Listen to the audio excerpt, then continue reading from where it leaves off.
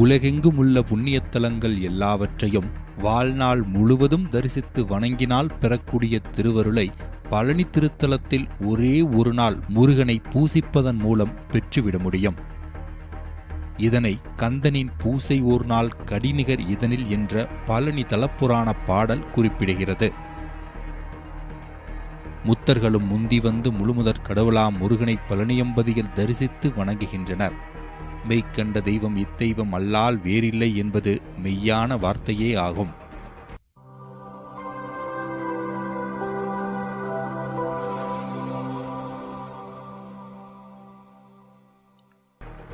அருணகிரிநாதர் மிக அதிகமான திருப்புகளால் போற்றிய திருத்தலம் பழனிதான். 96 திருப்புகளால் பழனி திருத்தலத்தையும், அதற்கு அடுத்த எண்ணிக்கையில் 83 திருப்புகளால் திருச்செந்தூரையும், அதற்கு அடுத்த எண்ணிக்கையில் 78 திருப்புகளால் திருவண்ணாமலையையும் அருணகிரிநாதர் போற்றியுள்ளார். பிறக்க முக்தி தரும் திருத்தலம் திருவாரூர், நினைக்க முக்தி தரும் திருத்தலம் திருவண்ணாமலை, தரிசிக்க முக்தி தரும் திருத்தலம் காசி. இத்திருத்தலங்கள் மூன்றினை முத்தி திருத்தலங்கள் என்று குறிப்பிடுவர். ஆனால் பழனியை காசியில் மீறிய பலனாபுரி, 14 உலகோரியத்தும் பலனாபுரி, அதிசயம் அநேகமற்ற பழனி என்று அருணகிரிநாதர் தன் திருப்புகழ் பாக்களில் போற்றியிருப்பதால் முக்தித்தலங்கள் மூன்றினை விடவும் முதன்மை பெற்ற திருத்தலம் பழனியே என்பது புலனாகும். பழனி திருத்தலம் மூர்த்தி, தீர்த்தம், தலம் என்னும் மூன்றாலும் முதன்மை மிக்க திருத்தலமாகும்.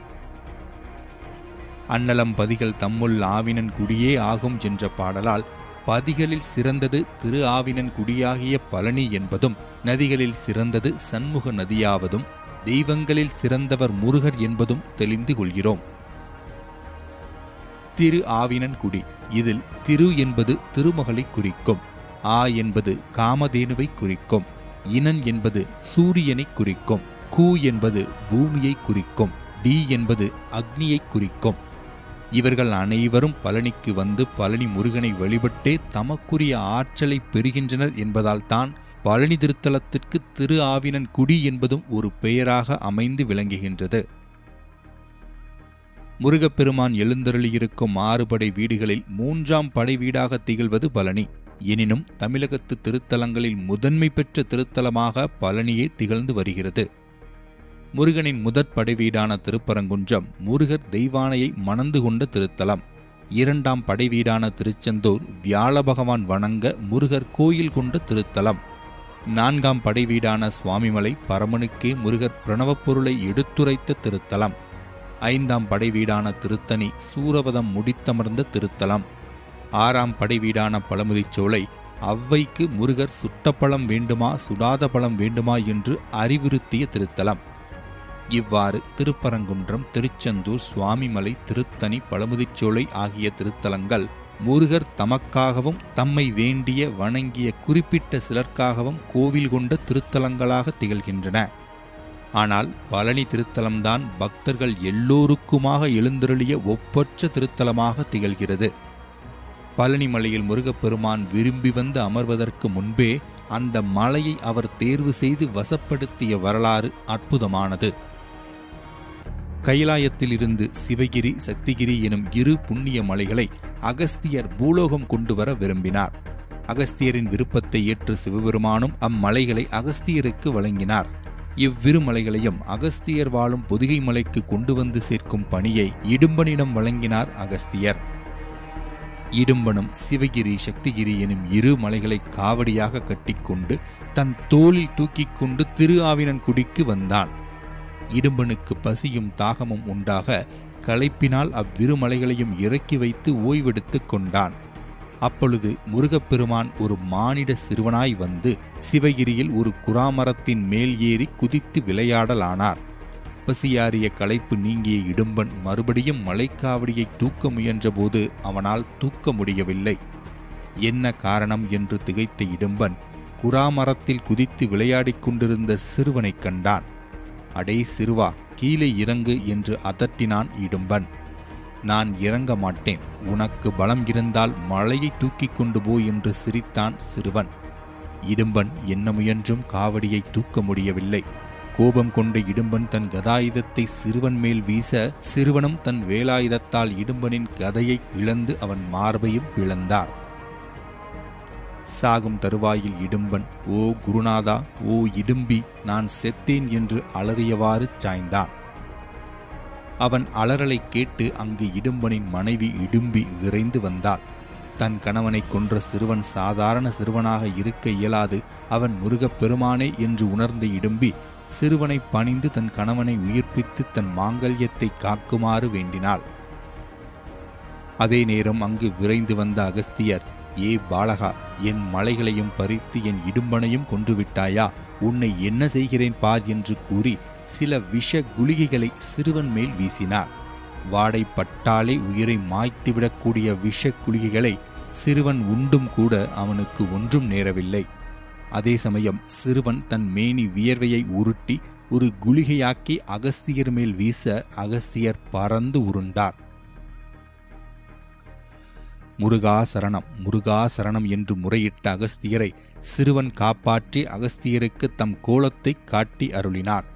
இடும்பனை உயிர் பெறச் செய்தார். அகஸ்தியரை, உமக்கு ஈசர் அருளிய மலைகள் எமக்கு உரியனாகட்டும். பின்னாட்களில் சிவகிரியில் கோவில் கொண்டு யாம் வையத்தை காத்து ரட்சிப்போம். தமிழ் உள்ளவரை உமது புகழும் இருக்கும். உமது சீடன் இடும்பன் எனக்காக இன்று குன்றுகளை காவடியாக கொண்டு வந்தது போல எமக்கு பிரியமானவற்றை காவடியாக கொண்டு வரும் பக்தர்களுக்கு யாம் வேண்டிய வரங்களை அளிப்போம். எம் சன்னிதானத்தில் இடும்பனுக்கும் ஓர் சந்நிதி உண்டு. எம் பக்தர்கள் இடும்பனையும் வழிபடுவார்களாக என்று முருகப்பெருமான் வரம் புரிந்தார். பின்னர் முருகர் பழம் காரணமாக பழனி வந்த வரலாற்றை நாம் அறிவோம். எனினும் முருகனே ஞானப்பழமானவன். அவன் தனக்கு பழம் கிட்டவில்லை என்று கோபம் கொண்டு பூவுலகத்திற்கு எழுந்தருளினான் என்பது தவறு. பலத்தை காரணமாக கொண்டு உலக மக்கள் அனைவருக்கும் உய்வு நல்கவே பழனியில் எழுந்தருளினான் என்பதே நாம் தெரிந்துணர வேண்டிய உயர்கருத்தாகும். பிரணவப் பொருளை கூறும் சரவண அறிவாய் என வரும் பாடல்களால் உலக மக்களுக்கு தரிசனம் தந்து வரங்களை வழங்கவே முருகன் பழனிக்கு எழுந்தருளியுள்ளான் என்பது தெளிவாகிறது. இதே கருத்தை சங்கரதாச சுவாமிகள் அருளியுள்ள தண்டபாணி பதிகமும் வலியுறுத்துகிறது. உலக மக்களின் வினைகளை தீர்த்து காக்கவே முருகர் பழனிக்கு எழுந்தருளியுள்ளார். மற்றபடி மாந்தர்த்தம் மனக்குறையை நீக்கிடவல்ல முருகருக்கு ஏதும் மனக்குறை இருக்கவில்லை என்பதாக கூறும் பாடல்தான் ஞானப்பழத்தை பிழிந்து ரசம் அன்போடு என்பதாகும். பழனியில் ஆண்டிக்கோலம் பூண்டிருக்கும் முருகரின் கருணையோ கருணை. முருகர் தமக்கென்றும் வேண்டாதவர். தம்மிடம் உள்ள எல்லாமும் பக்தர்களுக்கு உரிமையாக்கும் வான்கருணை பூண்டவர். அதை உணர்த்துவதே பழனி முருகரின் ஆண்டிக்கோலம். பக்தர்கள் எந்நேரமும் எந்த தடைகளும் இன்றி வந்து அவரை வணங்கிடும் பொருட்டே ஆண்டியாக திகழ்கிறார். அவருடைய ஆண்டிக்கோலத்தின் அருமை நலத்தை அறியாமல் சிலர் பழனிக்கு சென்றால் ஆண்டிக்கோலத்தை தரிசித்து திரும்பக்கூடாது, அவ்வாறு திரும்பினால் கஷ்டங்களே உண்டாகும், முருகரின் ராஜ அலங்காரம் பார்த்த பிறகே வீடு திரும்ப வேண்டும் என்று கூறுவதுண்டு. அவர்கள் முருகரின் ஆண்டிக்கோல பெருமையை அறியாதவர்கள் என்பதை கீழ்வரும் பாடல் தெரிவிக்கிறது. ஆண்டி ஆண்டி என்றென்னை அலையா நிற்பர் மெய்யர் சிலர், ஆண்டிக்கோலத் தருமை நலம் அன்னார் முழுதும் அறிவாரோ. முருகப்பெருமானின் வான் கருணை என்றும் வற்றாமல் பொழியக்கூடியது என்பதை இப்பாடல் நமக்கு தெரிவிக்கிறது. ஆகவே பழனிக்கு சென்று வழிபடும் பக்தர்கள் ஆண்டிக்கோல தரிசனம் துன்பம் தருமோ என்று அஞ்ச வேண்டியதில்லை. முருகரை பழனியில் எக்கோலத்தில் தரிசித்தாலும் தரிசித்தவர்கள் எக்காலமும் வையத்தில் சகல சௌபாக்கியங்களும் அனுபவித்து பிறவிப்பினி நீங்கி அவருடைய திருவடி பேற்றை பெறுவர் என்பதற்கு யாதொன்றும் ஐயமில்லை. காரணம், முருகப்பெருமானின் தாயார் மலைகளுக்கு அரசனான பர்வதராசனின் புத்திரியான பார்வதி. முருகப்பெருமானின் தந்தை பொருள்களுக்கெல்லாம் அதிபதியான குபேரனை தோழனாக கொண்ட சிவபெருமான். முருகனின் தாய்மாமன் கடல் வண்ணனும் கடல் மேல் வள்ளி கொண்டிருப்பவனுமாகிய பரந்தாமன். அவரின் அத்தையோ அஷ்ட ஐஸ்வர்யங்களுக்கு தெய்வமான திருமகள். மூவுலகையும் ஆளக்கூடிய தேவேந்திரன் முருகருக்கு தெய்வானையை மனம் செய்தளித்த மாமன். இவ்வளவு சிறப்பிற்கும் செல்வத்திற்கும் அதிபதியான முருகப்பெருமான் ஆண்டிக்கோலம் பூண்டு பழனியில் கோயில் கொண்டு விளங்குவது உலக மாந்தரை உய்வித்தருளும் பொருட்டே என்பதை பொன்மயக் கிரிபெற்ற புதல்வியே அன்னையாம் பொருளுக்கோர் அதிபதி என்ற தண்டபாணி பதிக பாடல் நமக்கு அழகாக எடுத்து காட்டுகிறது. பிறவி பிணியோடு உடலுக்கு வரக்கூடிய பிணிகளை அகற்ற வல்லது பழனி மலையே ஆகும். பழனி மலையில் வீசிக்கொண்டிருக்கும் சஞ்சீவி காற்றின் மகிமையால் தீராத பிணிகள் யாவும் தீர்ந்துவிடும். பழனி மலைக்கு மேல் கோவில் கொண்டிருக்கும் தண்டபாணியின் மகிமையால் தீராத வினைகள் யாவும் தீர்ந்துவிடும். இத்தகைய பழனி முருகனின் நாமத்தை நாளும் படித்துருக வேண்டும். தாம் படித்து உருகாவிடின் படித்து உருகின்ற உயர் பக்தர்களின் திருவடிகளை பணிந்து தலைக்கு மேல் சூட்டிக்கொள்ள வேண்டும். பழனி முருகா என்றே அவன் நாமத்தை நாளும் ஜெபிக்க வேண்டும். பழனி முருகரின் பக்தர்களுக்கு அமுதளித்து அவ்வாறு அளிப்பதனால் வறுமை வருமாயின் அவ்வறுமையினை வேண்டி பெற்றுக்கொள்ள வேண்டும். இவ்வாறு பொருட்செல்வத்தினும் மேம்பட்ட பழனி முருகனின் அருட்செல்வமே வேண்டுமென விம்மி பரமானந்தம் மேற்கொள்ள துடிக்காத பதைக்காத நெஞ்சங்களுக்கு உய்வே இல்லை என்பதைத்தான் அருணகிரிநாதர் தம் கந்தர் அலங்கார நூலில் படிக்கின்றலை பழனி திருநாமம் படிப்பவர்த்தால் முடிக்கின்றலை முருகா என்கிலை முசியாமல் இட்டு மிடிக்கின்றலை பரமானந்தம் மேற்கொள்ள விம்மி நடிக்கின்றலை நெஞ்சமே தஞ்சமேது நமக்கினியே என்று பாடியிருக்கிறார். பழனி முருகனை போற்றிடுவோம், பல வினைகள் யாவையும் மாற்றிடுவோம். நன்றி.